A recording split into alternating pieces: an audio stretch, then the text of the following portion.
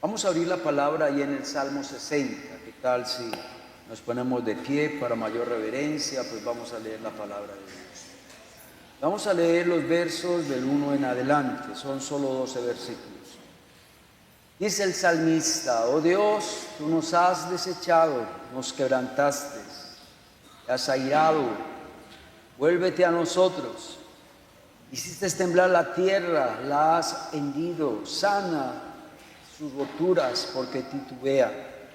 Has hecho ver a tu pueblo cosas duras, nos hiciste beber vino de aturdimiento y has dado a los que temen bandera que alcen por causa de la verdad, para que se libren tus amados. Salva con tu diestra y óyeme. Dios ha dicho en su santuario: yo me alegraré. Repartiré a Siquén y mediré en el valle de Sucot. Mío es Galaad, mío es Manasés, y Efraín es la fortaleza de mi cabeza. Judá es mi legislador. Moab, vasija para lavarse. Sobre Edom echaré mi calzado. Me regocijaré sobre Filistea. ¿Quién me llevará a la ciudad fortificada? ¿Quién me llevará hasta Edom? ¿No serás tú, oh Dios, que nos habías desechado y no salías, oh Dios, con nuestros ejércitos? Danos socorro contra el enemigo, porque vana es la ayuda de los hombres. Dios haremos grandes proezas y Él hallará a nuestros enemigos. Pueden tomar asiento. ¿Qué tal si controlamos a los niños para que estén más quieticos, más callados? Lo bueno y lo ideal es que se siente su hijo con usted, al ladito, para que usted pueda controlar. Los que llevamos, ustedes saben que estamos estudiando el libro de los Salmos en orden. Y los que llevan bien las cuentas, el salmo para hoy era el Salmo 58, no el 60. Dirá usted: ¿y por qué, pastor? ¿Por qué no vamos a estudiar los Salmos 58 y 59? Bueno, les voy a dar la razón del por qué no los vamos a estudiar en esta noche. Primero, los Salmos 58, 52 y 59 son salmos imprecatorios. ¿Cómo así que imprecatorios? Si usted va al diccionario, la palabra imprecatorio significa alguien que desea el mal al otro. Y dirá usted: pastor, ¿pero por qué están esos salmos en la Biblia? Les explico. En el Antiguo Testamento se podía desearle el mal al otro. Recuerden que la ley habla de diente por diente, ¿sí o no? Y en el Antiguo Testamento, pues, se valía la venganza. Si a alguien le quebraba una mano a uno, la ley decía que usted le tenía que quebrar la mano al otro. Así de sencillo. Si usted mataba a un familiar, entonces a usted le mataban a otro familiar. ¿Qué nos enseña eso? Que en el Antiguo Testamento hay pasajes que no se deben de predicar. Dirá usted: pastor, entonces nos dejan libertad. No, solo aquellos que estudian teología, que han pasado por un seminario, por un instituto, ellos con el estudio ya ellos saben qué textos, qué pasajes, qué capítulos se deben de obviar y no predicar. Amén. Es muy bueno que ustedes sepan eso. Ya no estamos bajo la ley, sino que estamos bajo ¿qué? Bajo la gracia. Amén. Pero tampoco podemos desechar todo el Antiguo Testamento. Amén. Mire que hasta ahora hemos estudiado todos los salmos, hasta el Salmo 57, todos los hemos predicado. Entonces, solo 2 salmos no voy a predicar. ¿Por qué? Porque el Señor no nos manda a desearle mal al otro ni vengarnos los unos a los otros. Entonces yo no le quiero, como dicen por ahí, abrir los ojos a la vaca. ¿Me hago entender o no? Bueno, que lo entendió, lo entendió.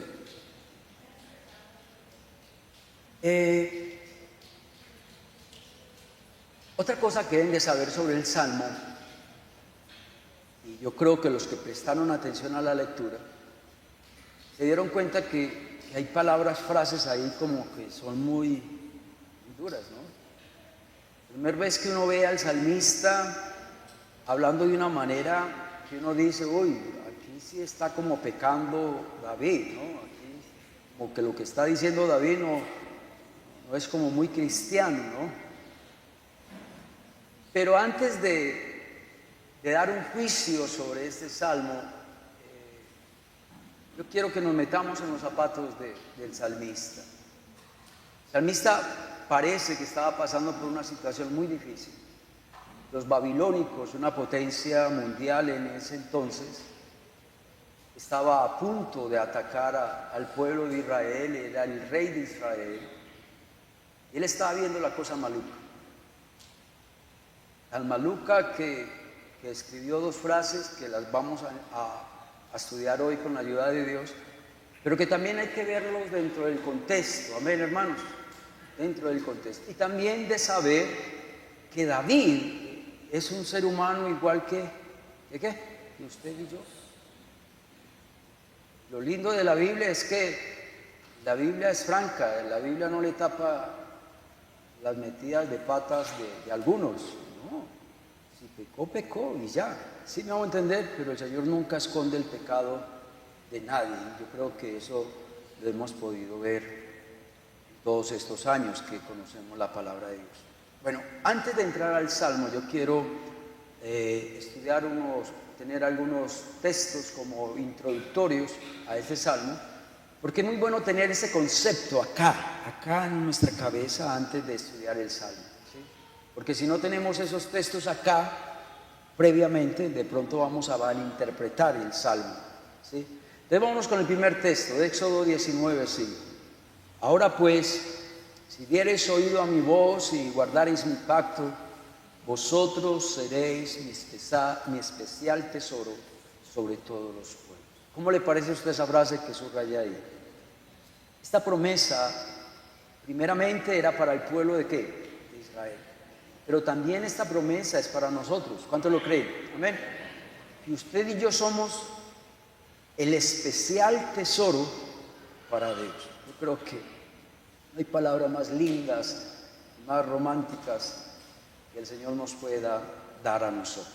Otro texto está en Deuteronomio 14:2, dice, porque eres pueblo santo a Jehová tu Dios, y Jehová te ha escogido para que le seas un pueblo único entre todos los pueblos que están sobre la tierra. Quiere decir que el pueblo de Israel era un pueblo ¿qué? Único entre todos los pueblos de ¿qué? De la tierra. Nosotros también en cierta manera podemos aplicar ese texto a nosotros. Usted y yo somos únicos ante todos los pueblos de ¿qué? De la tierra.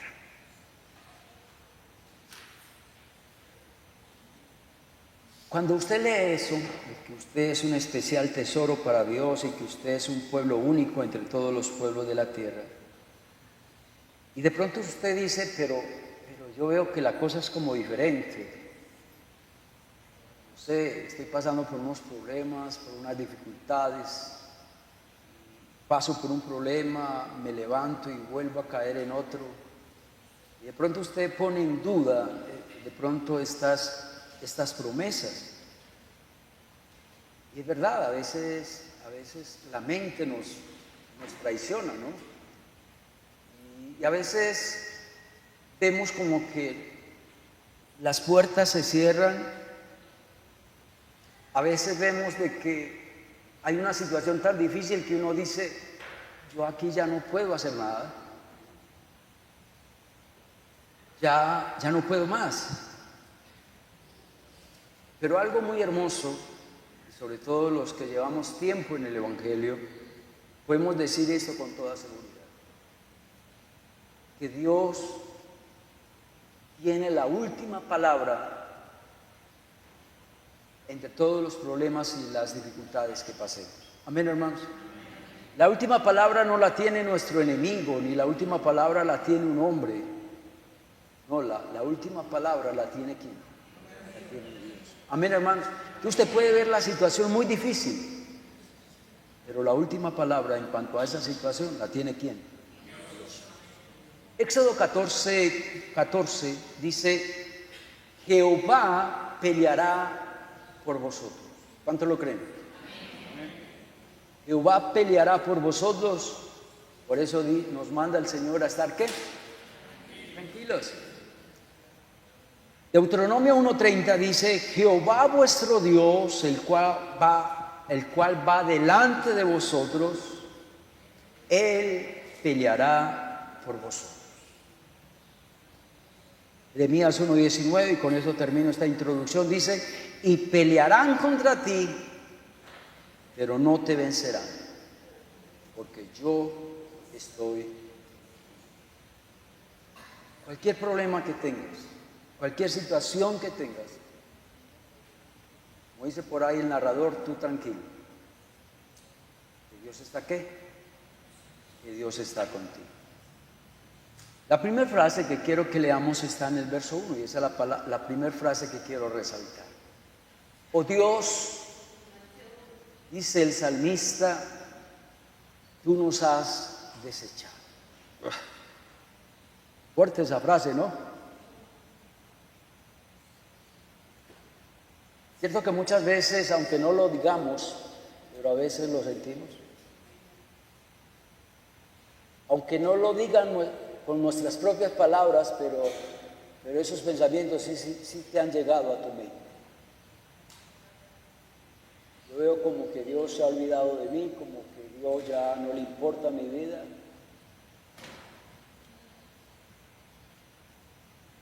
Yo voy a hacer otra pregunta. ¿Será que esta frase es verdad? ¿Será que Dios desecha a sus hijos? Y era usted, pero entonces, ¿por qué lo dijo David? Fácil, es que él es un ser humano igual que usted y que yo. Y aunque nosotros no lo digamos, pero lo hemos ¿qué? Hemos sentido. Somos igual de humanos que ¿qué?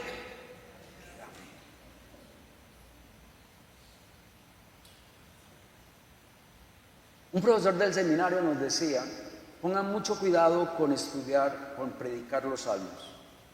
Y él decía, pilas, porque muchas veces el salmista dice algo sin haberlo pasado primero, ¿por qué? Por la mente. ¿Cierto que muchas veces nosotros hablamos a las carreras y después decimos, uy, se me chispoteó? Entonces, los salmos es así, cuando vemos a un salmista que está pasando por un dolor, por un sufrimiento muy grande, por una situación muy grande, y él expresa esas palabras, pero son palabras sin filtro. Ahí uno ve la humanidad de ¿quién? Del salmista. Igual que usted y yo.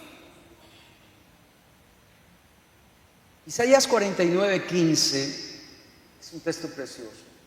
¿Se olvidará la mujer de lo que dio a luz para dejar de compadecerse del hijo de su vientre? Hay mujeres que se olvidan de sus hijos, ¿sí o no? Que los abandonan, que los regalan. Pero dice el Señor, aunque se olvide ella de su hijo, yo nunca me olvidaré de ti. Amén.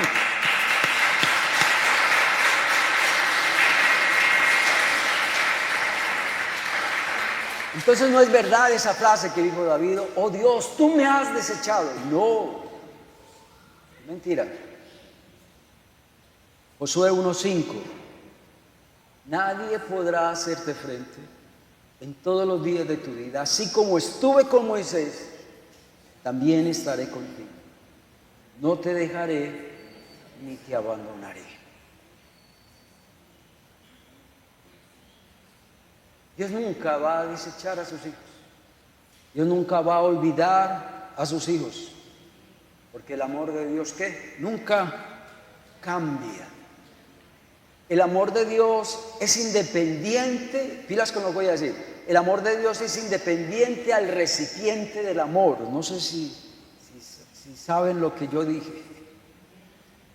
Es decir, Dios nos ama independientemente si acepta el amor o no lo acepta.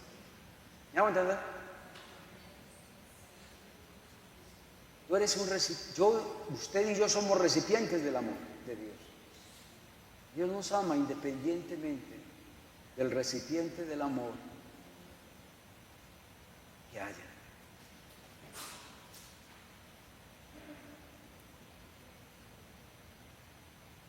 Entonces dirá usted, entonces si Dios nos ama y si Dios no nos ha desechado y si Dios no nos ha abandonado, entonces ¿por qué tenemos quebrantos y adversidades?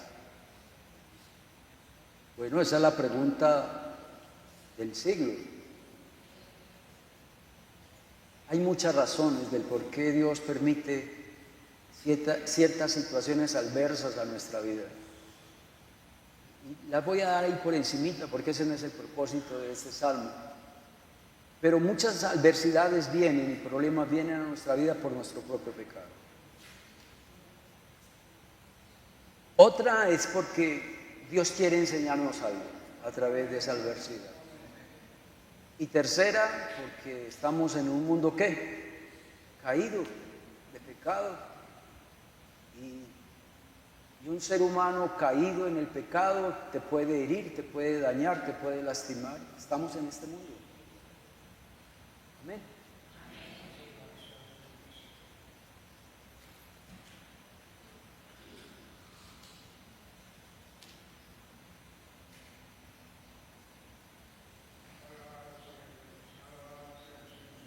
A veces nos preguntamos por qué Dios permite que nos pase tantas cosas, por qué Dios a veces permite que tantos ataques. Y a veces el diablo nos mete en la cabeza este argumento, pilas con lo que les voy a decir. Hay gente que dice, entre más me acerco a Dios, más mal me va a ir. Entre más cristiano sea, entre mejor esposo sea, entre más mejor trabajador sea, más serán los ataques a mi vida.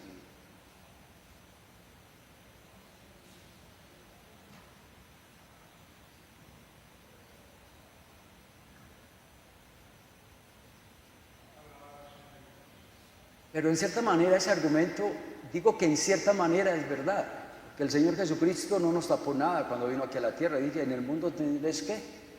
Aflicción. Y la aflicción hace parte ¿de qué? De la vida. Amén. Y aquel que se acerca a Dios en cierta manera va a sufrir más que aquel que no busca de Dios. ¿Por qué? Porque, como te dijera yo,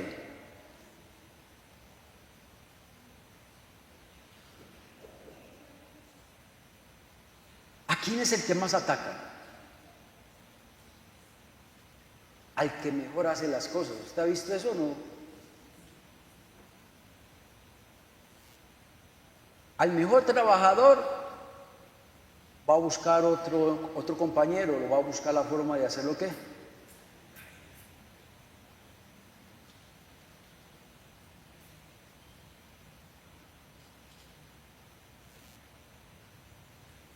Bueno, ¿por qué será que Dios permite ciertos ataques, ciertos sufrimientos en nuestra vida? Yo les voy a decir algo. Todos los que buscamos de Dios, está bien que Dios prometió una vida abundante. Vivir la vida cristiana tal vez para mí es lo mejor que nos haya pasado en la vida. Pero yo como predicador tampoco puedo engañarles. Ser cristiano, más en esta época, no es fácil. No es fácil. Y servirle a Dios y buscar de Dios en este tiempo es difícil. Pero no imposible. Amén. Y yo sé que si contamos a todos los cristianos que han pasado hasta con los apóstoles y con Jesús, que mire Jesús a dónde llegó, ¿no? A una cruz. Los apóstoles, casi todos ellos murieron ¿qué? Murieron de una manera trágica por causa del Evangelio. Todos los misioneros que han estado a través de toda la historia cristiana han sufrido.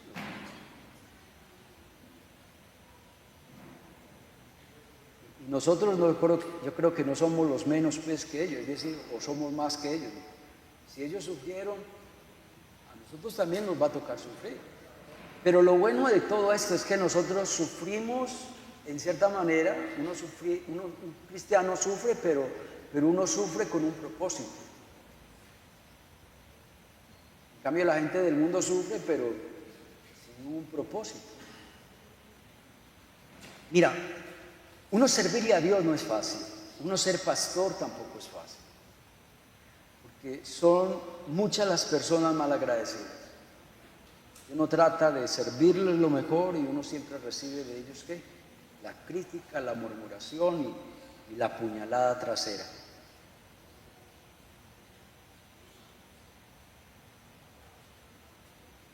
Pero ¿sabe qué me ha enseñado Dios en todos estos 30 años que le he servido a Dios? Que por más que yo sufra por causa de servirle a Dios, yo sé que hay muchos que son bendecidos a través del ministerio que Dios me da. Ese es el consuelo. Y eso es lo que me alegra a mí, lo que me da más ánimos cada día, de que no es en vano la lucha, no es en vano el sufrimiento. Porque aunque uno no lo agradezca, va a haber muchos que sí lo van a agradecer. Amén, hermanos. Otra, los problemas y las dificultades nos van a ayudar a orar más. Amén. Los problemas y las dificultades nos van a ayudar a leer más que la Biblia.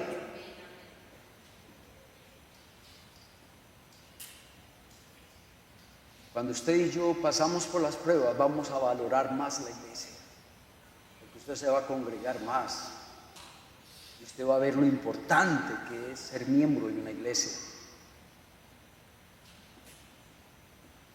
Recuerden, las adversidades hacen que nuestra fe ¿qué? Crezca y hace que nuestra relación cada día ¿qué? Se fortalezca. El segundo punto está en el verso 3, es parecido al anterior.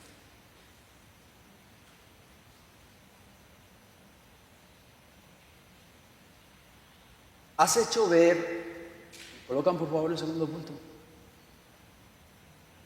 El segundo punto es, has hecho ver a tu pueblo cosas duras.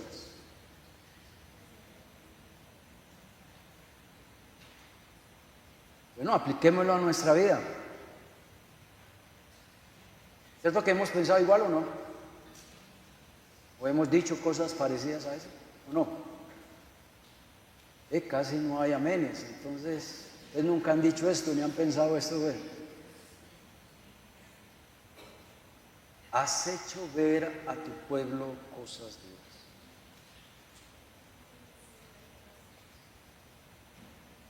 Hay un texto que todos los días nos lo sabemos de memoria casi todos los cristianos, y es un texto que nos anima cada día a enfrentar las adversidades, y es Romanos 8:20. A los que aman a Dios, ¿qué? Todas las cosas nos ayudan para bien. Todas las cosas nos equipan para ser un mejor cristiano.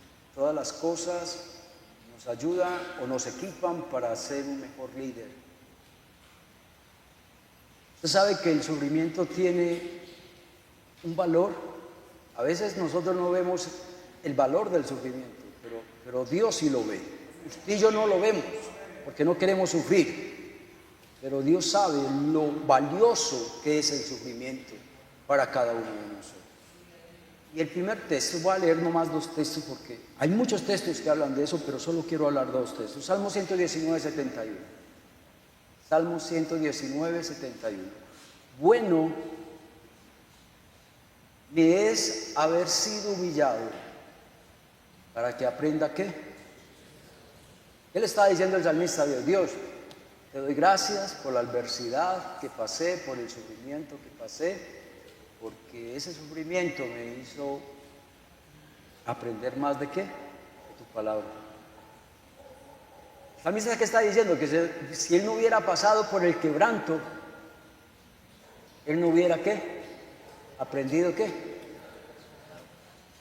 Y hay otro texto, y es Hebreos 12:11, texto más conocido por mí. Dice: es verdad que ninguna disciplina al presente parece ser causa de gozo, sino de tristeza, pero después da fruto apacible y de justicia a los que en ella han sido ejercitados. Volvamos a la frase del salmista: has hecho ver a tu pueblo cosas que duras. ¿Qué tal si me colocan de nuevo esa frase? Es el segundo punto. Has hecho ver a tu pueblo cosas duras. Devuélvase dos. Eso. Decir esta frase sin dolor y amargura, de pronto Dios las acepta. Amén. Porque Dios sabe por la pena que estamos pasando.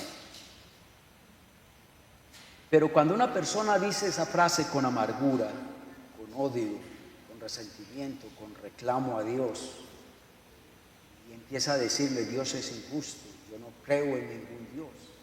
Cuando usted dice esta frase acompañado de todo lo que acabé de decir, ahí sí está mal. Ahí sí está mal. Porque no estás aceptando el sufrimiento como parte de nuestro aprendizaje, como parte de algo que usted y yo tenemos que pasar y que nos va a hacer ¿qué? Madurar.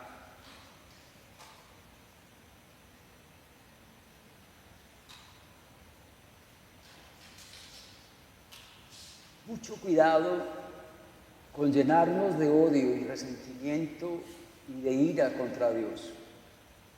Cuando yo leo esta frase, yo no veo a un David amargado, un hombre ateo que ya no quiera saber más nada de Dios, no, simplemente está mostrando su parte humana. Y Dios lo acepta, porque Él sabe que David no era un superhombre, que David era un ser humano como cada uno de nosotros. El último punto está en el verso 12. En Dios haremos ¿qué? Grandes proezas. Yo no sé. Pero los que llevamos tiempo en el Evangelio, por ejemplo hace 30, 40 años atrás, se cantaba mucho ese coro, ¿no? En Dios haremos grandes proezas. ¿Se acuerdan? Cuando yo leí ese salmo, yo dije, me acordé de ese texto tan precioso. ¿No le parece que es una promesa muy linda? Mire pues en la que estaba David, estaba enfrentando a una potencia mundial, ¿no? Él mentalmente estaba ¿qué? Llevado.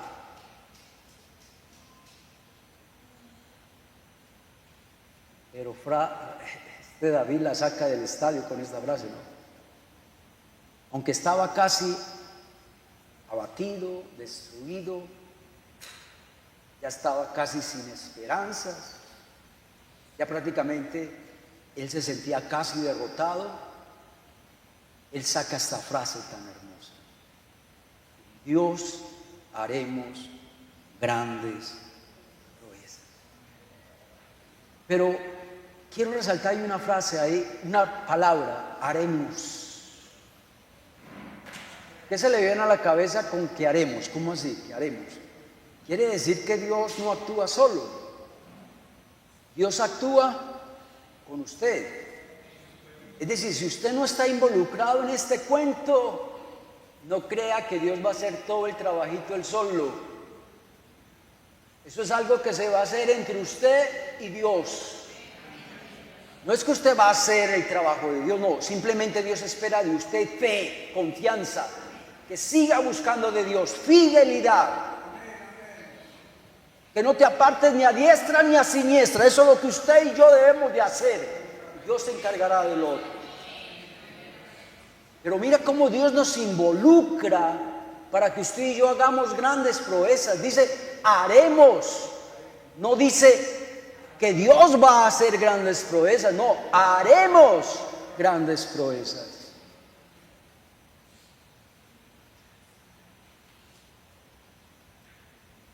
¿Qué es la palabra proeza? Busqué en hebreo, la palabra proeza significa hacer grandes cosas. No sé para usted qué es una gran cosa. ¿Qué es para usted una gran cosa? Pronto tener una casa propia. Sí, para los que no tienen la casa propia, para ellos es una gran cosa tenerla. Y hasta usted cree que es imposible, porque ahorita casi todo apartamento es de 200, 300 millones, la más sencillita. ¿Qué otra cosa grande anhela usted? Que se convierta en un ser querido, ¿cierto que sí o no? Que Dios le cambie el corazón a su esposo o a su hijo. Para usted eso es una proeza.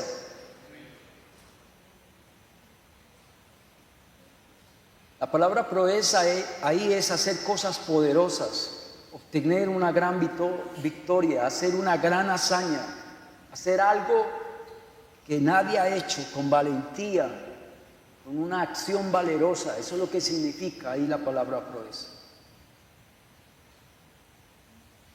David sabía que los babilónicos lo estaban enfrentando. Él creía que iba a perder esa batalla, pero él, guiado por el Espíritu Santo, sacó esta frase: en Dios haremos ¿qué? Grandes cosas.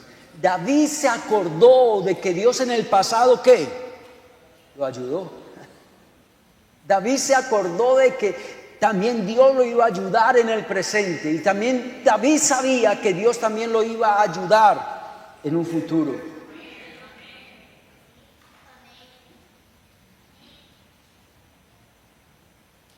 En Dios haremos grandes proezas. Yo quiero ¿qué tal si le quitamos a esa frase la palabra Dios? ¿Cómo leería? Haremos, yo haré ¿qué? Yo haré grandes proezas. ¿Sabe? La gente del mundo cree eso, que él solito, sin la ayuda de Dios, sin la intervención de Dios, va a hacer cosas ¿qué? Grandes.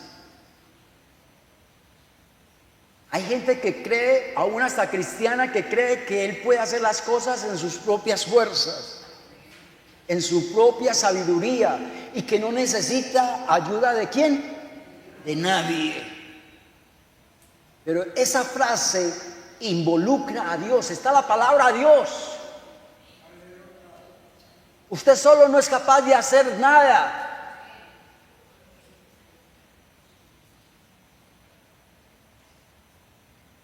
David sabía que él enfrentarse a los babilónicos en sus fuerzas no iba a lograr nada.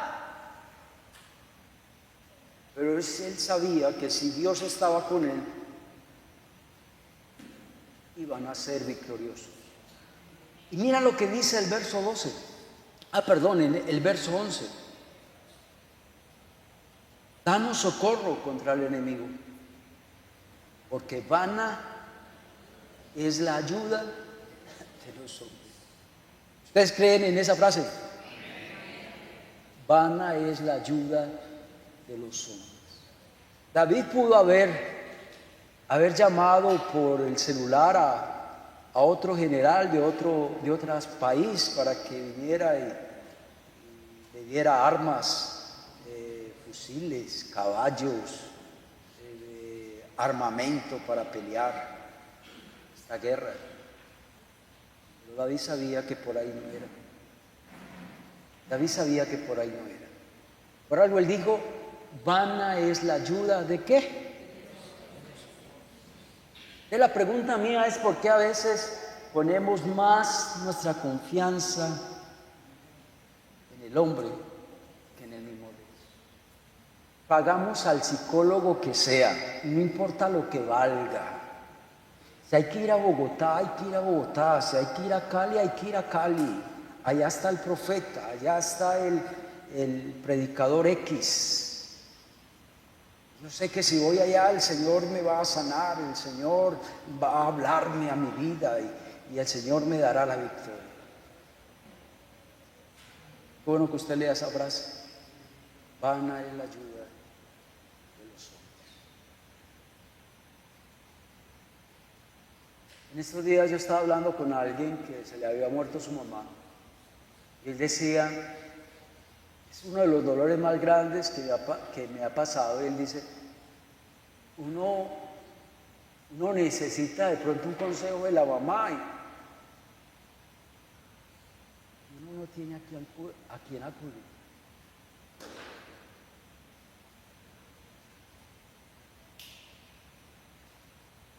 Aunque tu mamá estuviera viva, vana es la ayuda.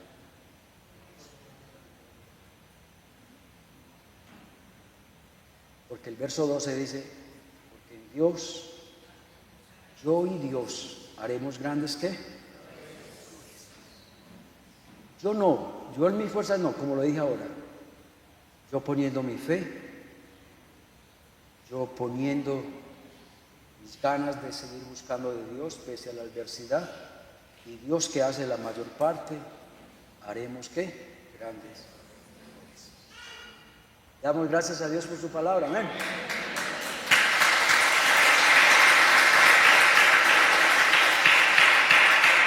Dios, gracias por tu palabra en esta noche, Señor. Gracias porque has hablado a mi vida, Dios. Gracias porque tu palabra es rica. Solo nos detuvimos en 3 frases del texto, del Salmo. Nos has hablado de una manera sorprendente, Dios. Gracias por la humanidad de David, que a veces vemos o creemos que los grandes héroes de la Biblia fueron superhombres, fueron super espirituales. No, eran hombres común y corriente, hombres como cada uno de nosotros, que también pensamos a veces cosas raras, a veces pensamos cosas que no son bíblicas, pero que todo eso es producto de yo estar pasando por una adversidad muy fuerte en mi vida. Y David pasó por una situación muy difícil en este salmo. Pero te doy gracias, Dios, por esa última frase del salmista. En Dios haremos grandes proezas. En Dios, con Dios, haremos grandes cosas.